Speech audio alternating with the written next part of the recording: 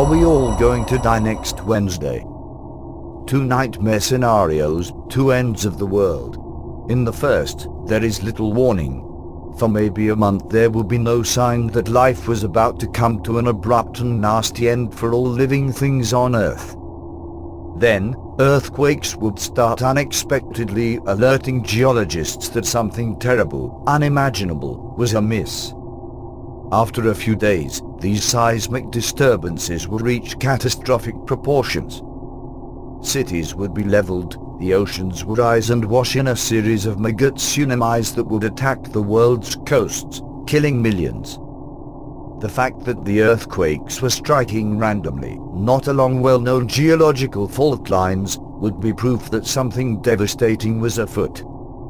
Finally, the end would come, in a disaster of biblical scale. The earth would literally start to crack up.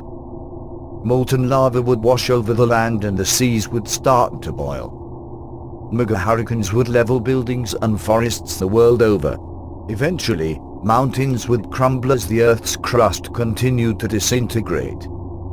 The fabric of the planet itself would start to disappear, trillions of tons of rock, water, air and life sucked into a whirlpool of unimaginable force. From space, our blue and white home would appear to vanish down a plug hole in a flash of light. At least in this scenario we would have a little time, perhaps, to come to terms with the end. However, a second doomsday scenario is even more terrifying. There will be no warning at all. In an instant, about 1/20th of a second, the entire Earth would simply vanish from space. Less than 2 seconds later, the moon would follow suit.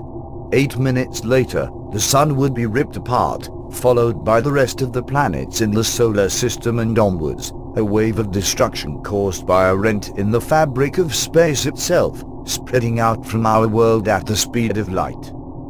Any extraterrestrials out there would die too, in due course. And there would be nothing technology could do about it. But why should we now be worrying about such possible causes of Armageddon? The answer is a gargantuan machine, the largest, most expensive scientific experiment in history, the Large Hadron Collider, to be turned on next Wednesday. Although it was designed to answer the fundamental questions of life, some people have claimed that it could end up destroying the entire cosmos.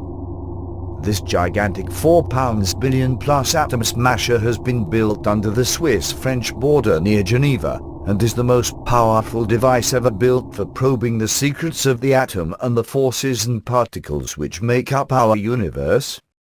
It is a staggering device, occupying a train-sized tunnel 18 miles long, buried 300 feet underground, studded with gigantic, cathedral-sized ring-shaped detectors where collisions between packets of heavy, subatomic particles, hadrons, will take place in the hope that the innermost workings of matter and energy will be revealed.